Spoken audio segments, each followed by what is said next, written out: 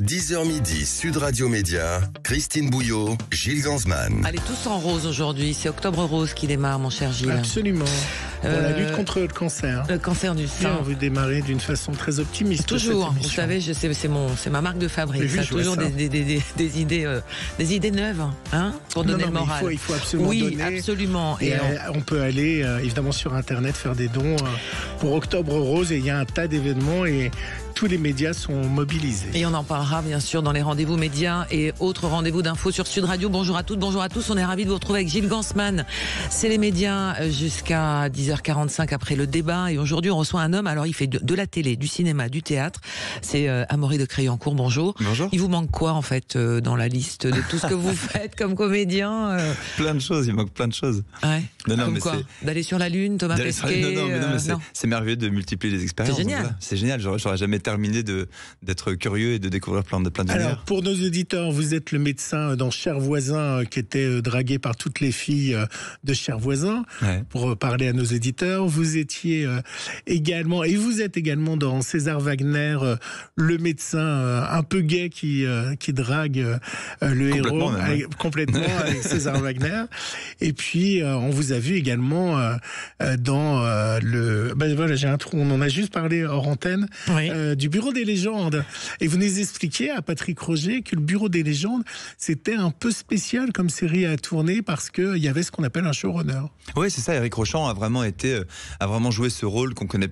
Enfin, que les États-Unis connaissent très très bien et qui est plus rare en France, du showrunner, c'est-à-dire que vraiment en plus il était auteur, co-auteur. Il y a Camille Castelnau aussi qui a beaucoup écrit avec lui et d'autres, mais voilà, il a écrit, il réalise, et donc il a cette position de showrunner, c'est-à-dire qu'il veille au grain, quoi. Il veille à ce que tout se passe bien. On faisait des répétitions à la Cité du Cinéma, c'était un grand luxe pour de la télévision. En général, au cinéma, on a plus le temps de travailler. À la télévision, les choses vont vite. Là, on a eu ce grand luxe de faire des répétitions autour de la table, à lire le texte, à retravailler, à se poser des questions pour tous partir sur la même note, quoi. Avec évidemment Mathieu Kassovitz. Tout le monde, tous les acteurs étaient autour de la table, donc ouais, c'était très agréable. Ça fait quoi de jouer avec Mathieu Kassovitz ? Alors moi, j'ai beaucoup tourné avec Sarah Giraudot et un peu avec Laurent Lucas. Mathieu Kassovitz, on s'est que croisés. C'est incroyable. Ouais, mais du coup, ce qui était cool, c'est que ces répétitions, justement, faisaient en sorte qu'on était face à nos partenaires de jeu. Donc comme j'avais jamais à jouer avec lui, on était à côté. Et du coup c'était assez agréable. Je me souviens que voilà, on s'est très bien entendu et après on était dans le boulot. Mais est-ce qu'après une série comme ça on reste copains avec le casting ou on va faire autre chose et c'est comme quand on est en colo, on dit qu'on va s'écrire et puis on s'écrit jamais? Il y a beaucoup ça, cette espèce de chose un peu très familiale qui se passe sur un tournage parce que les choses vont vite, on doit jouer l'amitié, l'amour, on joue des sentiments très forts, donc c'est vrai que les liens se font très vite et les liens ne se défont pas très vite, mais c'est vrai qu'après en général on passe assez rapidement à d'autres choses. Il y a le côté un peu colo. Ouais. On s'écrira, ouais. Et puis la vie fait qu'en fait, voilà. Après il y a des gens qu'on recroise. J'ai eu la chance de retourner avec Sarah Giraudot là dans French Lover, le premier long métrage de Nina Rive, avec Omar Sy donc et Sarah Giraudot pour Netflix. On a fini ça là. Ouais. Donc voilà, on se retrouve sur des projets. Alors le Bureau des légendes, évidemment, on apprend un peu aussi les coulisses de ce qu'on ne connaît pas. Nous, c'est effectivement les services secrets français. Ça fait des résonances aussi avec l'actualité. Bien sûr. L'actualité qui est pas toujours rose. Et on va tout de suite démarrer le zapping. Sud Radio Média, l'instant zapping. Et puis aussi, on parlera de la pièce de théâtre Ring, puisque vous êtes à l'affiche au Théâtre de l'Œuvre. Absolument. Et c'est votre actualité. Le zapping, il nous avait dit qu'il participerait à la prochaine Coupe du Monde aux États-Unis. Eh ben non. Antoine Griezmann, notre grisou, a annoncé à la surprise générale son départ de l'équipe nationale. Évidemment, on a tous le blues, surtout les coiffeurs de l'équipe de France. On écoute. Après 10 années sous le maillot bleu, l'ultime coup de grisou qui a soufflé le monde du foot. Aujourd'hui, c'est avec une profonde émotion que je vous annonce ma retraite en tant que joueur de l'équipe de France. Antoine Griezmann dit adieu au bleu après 137 sélections. Ces amateurs de ballon rond découvrent la nouvelle, stupéfaits. À la nouvelle génération. Ah, j'étais pas au courant. Porter ce maillot c'est pas un fake. Je pense que c'est beau de sa part de partir de lui-même plutôt que d'attendre de ne plus être sélectionné. Je trouve ça un peu dommage parce qu'il avait quand même sa place et qu'il pouvait toujours apporter des grandes choses et faire la différence. Ouais. Vous avez vu cette vidéo où il dit son départ? Vous l'avez vu ou pas? Griezmann, non. Ah bon, allez la voir, comme ça vous lui donnerez des cours de théâtre. Oui, on peut pas savoir tout faire. Vous êtes méchant, boudu, comme on dit chez nous. Je dois vous dire que je pars. Non, enfin. Mettez un ballon à vos pieds, puis on verra si vous faites la même chose. Allez, bravo. Oh, mais vous valorisez. Marie Grissinger, journaliste, sort le 3 octobre un livre Tapis comme Bernard. Elle lui a demandé un jour, tu me laisseras écrire un livre sur toi sans tout changer à la dernière minute. Il lui a répondu, évidemment. Le livre sort donc le 3 octobre et hier elle était dans C'est à vous. Elle a révélé une dernière discussion avec Bernard Tapie. Vous allez voir qu'il ne manquait pas d'ambition. Dans la famille, vous êtes persuadé que c'est son entrée en politique qui a signé le début de sa chute. Et pourtant, quelques jours avant de mourir, il s'imaginait Premier ministre. Oui, il s'imaginait carrément président. Quelques jours avant de mourir, il a dit à Laurent, Laurent, si j'arrive à sortir des portes de l'enfer, je me présente à la présidentielle. Et c'est Laurent qui lui a dit, t'es peut-être un peu gourmand là, t'as pas de parti, t'es quand même un peu fatigué, donc Premier ministre, ce serait pas mal. Et Bernard lui a dit, ouais, ça aurait de la gueule, Premier ministre. Incroyable, hein. Incroyable. Sur son lit malade, il pouvait imaginer qu'il pourrait être Premier ministre. Ça vous intéressera, on l'a vu sur Netflix, hein, Bernard Tapie incarné. Vous aimeriez incarner quelqu'un un biopic ou... Ah oui, j'ai eu la chance l'année dernière de jouer Jack London dans une pièce de théâtre. Et c'est merveilleux les biopics parce qu'effectivement, on dit qu'il faut se nourrir en tant que comédien quand on commence un projet. Et quelle meilleure façon de se nourrir que de faire un biopic parce que forcément, il y a beaucoup de choses. J'imagine le travail de Laurent Lafitte quand il a fait la série. Ça a dû être merveilleux de décortiquer les interviews. Voilà. Et cette série est d'ailleurs incroyable. Je trouve que tout le casting est fou. Elle est géniale. La vie de Bernard Tapie est incroyable aussi. C'est fascinant. Et je trouve que ce qui ressort de cette série, c'est ce truc-là, c'est que qu'on aime ou qu'on n'aime pas la personne, il y a cette chose de croire en soi. C'est assez beau. Et là, encore une fois, cette anecdote est folle. Croire en soi, croire en sa rêve, et même en plus que soi. C'est-à-dire que se dire qu'on peut arriver à tout faire. C'est joli. Par un concert sans voix, presque rien. Il lui dit, je serai peut-être président de la France. C'est incroyable. Ouais. Ce son, il est pour vous. Vous savez que je vous aime beaucoup. Et on est tous nostalgiques. Vous avez présenté... en grande partie cette télé des Jeux Olympiques pour Sud Radio, une parenthèse de bonheur béni. Hier, Yannick Noah, entraîneur de l'équipe en fauteuil tennis aux Paralympiques, a vécu quelque chose de rare. Il s'est confié dans C'est à vous. C'était un moment tellement extraordinaire pour mon équipe, pour les athlètes. On a vécu des moments uniques. Quoi. On ne vivra plus jamais un moment pareil. Tellement d'amour inconditionnel. Ce sont, nos équipes, quand on fait des matchs, c'est toujours, il y a très peu de monde qui nous suit. Et là, il y a tout cet engouement, tout ce public qui a soutenu les joueurs. C'était beaucoup d'émotions. Voilà, pour notre équipe et pour toutes les équipes, quoi. Pour les paras, c'était les plus beaux jeux d'histoire. C'était beaucoup des moments incroyables vécus avec eux. Moi, je vous ai vu heureuse, hein, quand vous alliez dans les stades, vous reveniez ici à Sud, on se parlait, vous me disiez c'est fantastique, ça chante. Non, mais c'est passé un truc, je sais pas si vous les avez vus, j'ai suivi un petit peu, bien sûr, c'était incroyable. Et comment vous expliquez cette espèce de bonheur collectif, de béatitude, parce que certes, il y a les résultats des sportifs, il y a le bonheur de ce qu'était devenu finalement Paris, mais pourquoi tout d'un coup ce moment magique, cette bulle ? Est-ce qu'il n'y a pas quelque chose de vivre une belle chose ensemble ? On vit dans un monde qui n'est pas évident et tout d'un coup il y avait cette chose assez naïve en fait de faire du sport, gagner des médailles, crier qu'on est content de faire du sport, d'être français, de machin, je sais pas. Est-ce qu'il n'y a pas quelque chose simplement de simple et naïf dont on avait besoin ? Il y a beaucoup de sportifs qui nous disaient dans l'émission sur Sud Radio, beaucoup d'anciens athlètes qui disaient en fait il y a le sport et la culture qui peuvent apporter ce genre de... Oui, peut-être, ouais, c'est ça. Quelque chose qui permet de déconnecter, qui rassemble et qui déconnecte un peu de la réalité.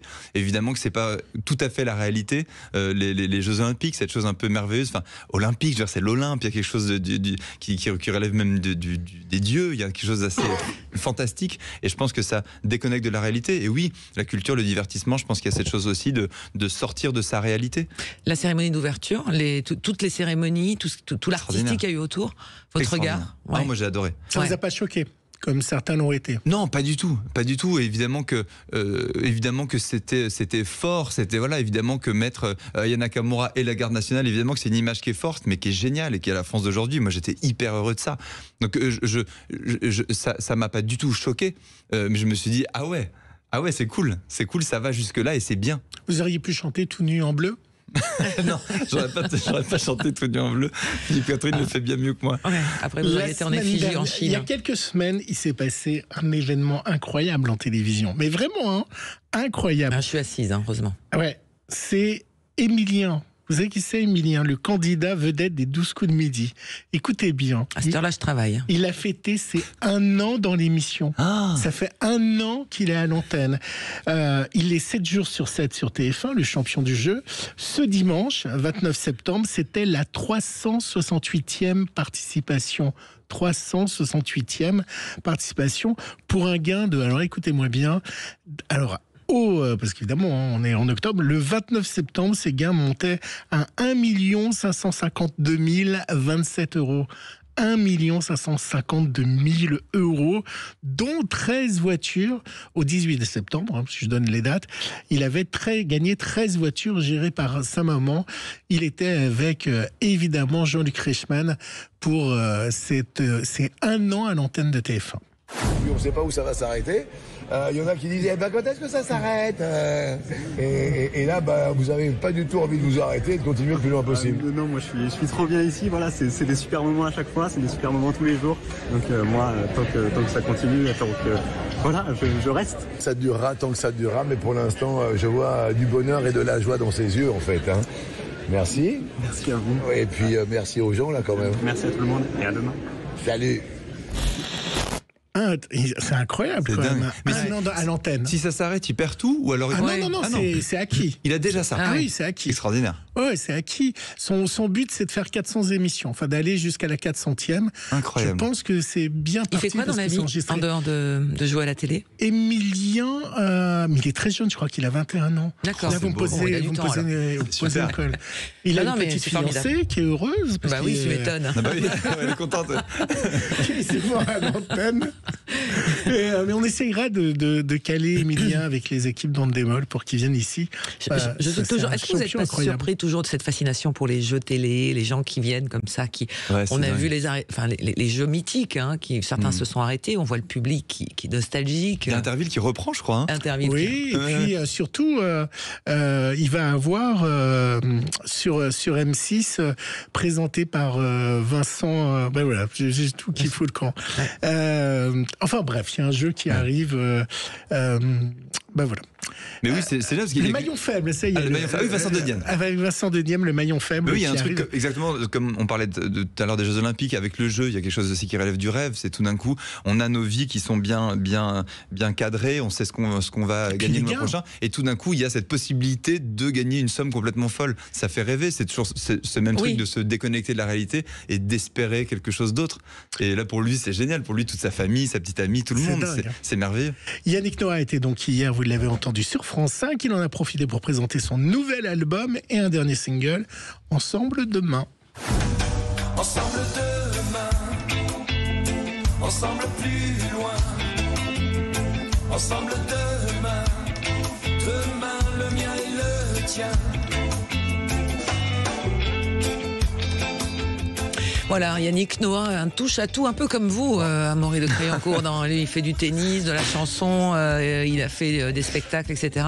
On va faire le point avec vous dans un instant, l'homme de télévision, et surtout pour cette pièce en ce moment au Théâtre de l'Œuvre à Paris, Ring. Amaury de Créancourt est notre invité avec Gilles Gansman sur Sud Radio. Le 10h midi, Sud Radio Média, Christine Bouillot, Gilles Gansman. Sud Radio Média, l'invité du jour. Notre invité du jour, aujourd'hui, le comédien Amaury de Créancourt. Tous les week-ends avec nos chers voisins, c'est sur TMC. Alors vraiment, je liste toutes les séries. Bientôt, la saison 8 de Sam, ça sera sur TF1. La nouvelle saison de César Wagner, ça sera sur France 2. Et en fin d'année, il y aura sur M6 Mon livreur de Noël, les séries de Noël. Moi, je trouve ça reposant. Non, vraiment, il y a un public pour ça en plus, les séries de Noël. Ouais, complètement. Et là, c'est vrai que c'est Cécilia Rouault qui a réalisé ce téléfilm-là et qui est génial. Il y a Tom Leb, Ariel Dombal, Laetitia Verken, Bertrand Goncalves. Il y a un super casting. Une réalisatrice de cinéma, donc Cécilia Rouault, qui s'est emparée de ce sujet-là. C'est léger, c'est drôle, c'est émouvant. Elle a réussi à faire vraiment un joli film. C'est Aline Panel qui produit, avec qui je fais Sam. Donc voilà, j'adore quand ça rebondit d'un projet à l'autre comme ça. Donc voilà, c'est. Et vous faites quoi c'est vous le livreur ou pas? Non, c'est Tom Leb qui fait le livreur. Et moi, qui va tomber amoureux et vous faites le mari. Et moi je fais, en fait, donc Laetitia Verken fait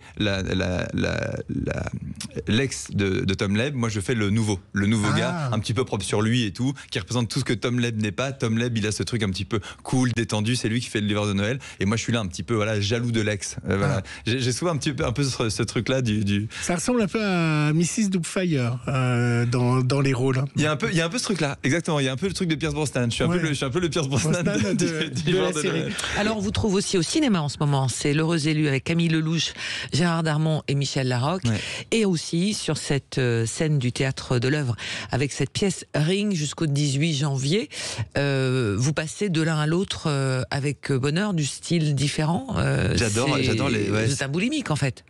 Ouais, alors j'aime beaucoup moi passer d'une chose à l'autre. Je me souviens, on parlait du Bureau des légendes tout à l'heure. Quand je tournais cette série-là, je pouvais tourner le lundi des sketchs de Nos chers voisins et le mardi tourner dans le Bureau des légendes avec Eric Rochant, et sans du tout faire de différence entre les deux. Et vraiment, c'est-à-dire que il y a quelque chose avec lequel j'ai beaucoup de mal dans le métier, c'est le snobisme, cette idée que ce serait plus classe, plus élégant de faire certaines choses que d'autres. Et non, moi j'adore passer d'un truc à l'autre, d'un style à l'autre, et je trouve.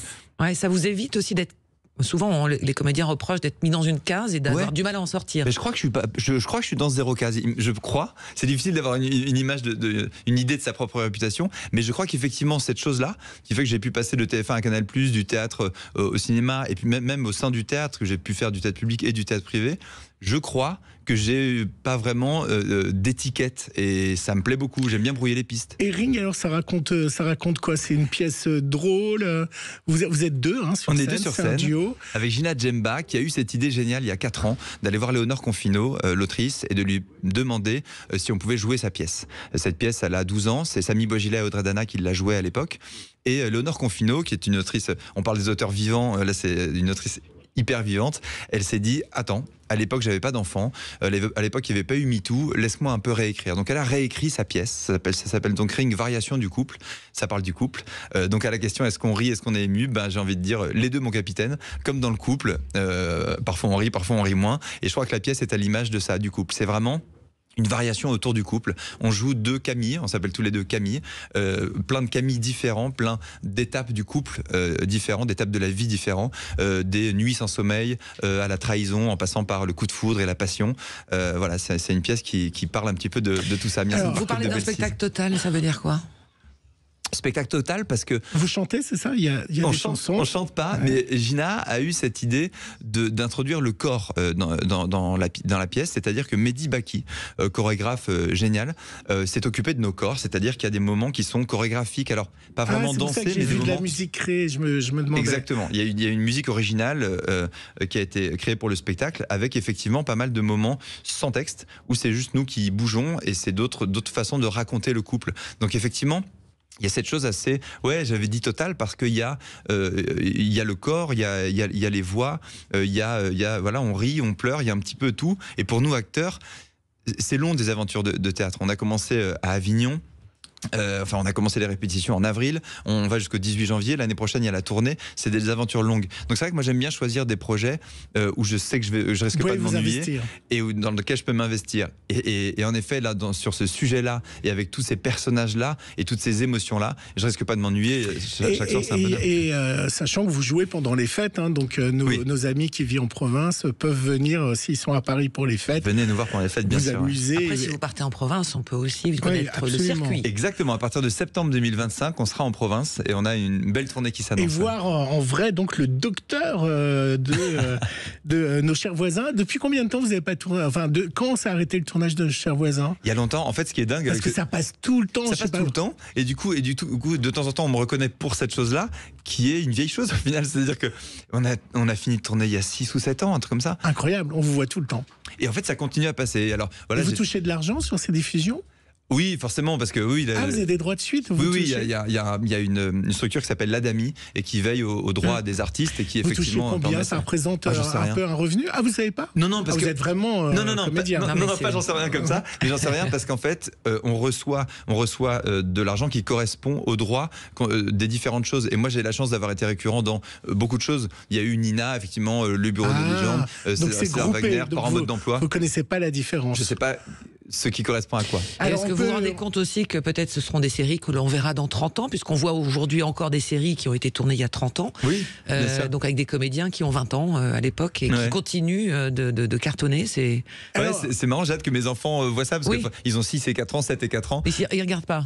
Vous les mettez devant la télé ou pas? Parce que vous faites une petite satire des réseaux sociaux sur votre compte Instagram, qui est assez délicieuse. Merci. J'essaie de faire attention à la télévision avec les enfants. En fait, j'ai mes 2 meilleurs amis, Florence Houillot et Yves-Marie, qui ont créé une association qui s'appelle Lève les yeux, et qui est une association géniale et qui parle justement de lever les yeux des smartphones. Ils ont écrit un livre qui s'appelle La guerre de l'attention, qui est sur toute cette histoire de la captologie. Donc c'est le fait que des gens ont vraiment réfléchi à voler nos cerveaux pour qu'on passe le plus de temps possible sur nos téléphones et sur les écrans. Et cette association-là vise à alerter contre ça. Donc j'essaye, moi, d'être cohérent avec ça. Et vous y arrivez ou c'est la guerre à la maison? Non, on a des espèces de règles. C'est-à-dire que les dessins animés, c'est jamais en semaine, c'est un peu mercredi, un peu le week-end. Et c'est un film, on essaie de limiter le maximum. Évidemment, pas de téléphone, parce qu'ils sont tellement jeunes qu'évidemment pas de téléphone. Mais on essaie de limiter des règles. À table, on évite d'être comme ça, que nos enfants aient nos regards, qu'on soit avec eux. On essaie. Alors, c'est dur, évidemment. Je suis pas sûr qu'à notre époque, on pourrait revoir cet épisode de Nos chers voisins, parce que souvent, les dialogues étaient quand même coquins ou très sexe. J'en ai retrouvé un où vous avez une jeune infirmière qui est là et vous prenez la tension de Thierry Samitier. Écoutez. Et c'est cette aiguille qu'il faut regarder, hein? Bah je sais, j'ai pas eu mon CAP Visa. D'accord. Et qu'est-ce que vous lisez là? 17-8. Ah oui. Je peux y aller? Bah vous retombez à 12-7. Ouais. Clémentine? Oui. Venez voir 2 secondes. 17-8. Partez. Hop, oust. Revenez. C'est bon, j'ai trouvé. Elle revient quand, votre femme? Dans 3 semaines. Bah, en attendant, on va prendre un bon bêta bloquant pour calmer la bête. Et puis Clémentine va nous mettre un joli col roulé. Mais après, les comédiens interprètent des textes qui sont écrits par les auteurs. Oui, bien sûr. Il a été une bête dans la vraie vie, apparemment aussi. Ça vous a choqué toute cette histoire, d'ailleurs, de Thierry Samitier? Beaucoup, ouais. Qui est accusé sur la série. Vous l'aviez vu ou pas Comment vous avez vécu ça, en fait? Non, mais l'histoire qui est arrivée à Thierry Samitier, c'était sur une pièce avec Franck Leboeuf. Moi, j'ai pas vu cette pièce, j'étais pas dans ce projet-là. Donc non, moi, ça m'a évidemment choqué, mais moi, j'ai rien vu de quoi que ce soit. Donc moi, j'ai pas, non. Et aujourd'hui, une séquence comme ça où il y a une fille très jolie qui fait monter la tension, on peut le jouer encore ou pas? Oui, pour le coup. En effet, avec ce qui s'est passé pour Thierry Samitier, ce sketch a une résonance particulière, on est d'accord. Mais oui, je crois que Nos chers voisins, il y a eu des bandes dessinées après. Il y avait ce côté un peu très BD, c'est-à-dire que c'était des caricatures, bien sûr. Moi, je fais le médecin beau gosse. Là, je me souviens de l'infirmière. Effectivement, c'est une infirmière qui arrivait court vêtue et tout. C'est un sketch, c'est-à-dire que l'idée que elle arrive en décolleté et que ça fait monter la tension du gars, oui, je pense et j'espère qu'on peut encore faire des sketchs qui parlent de ça. Oui, mais évidemment que c'est sexiste, hein. Évidemment, c'est un sketch qui parle de sexisme, mais qui se moque de ça, qui se moque du sexisme.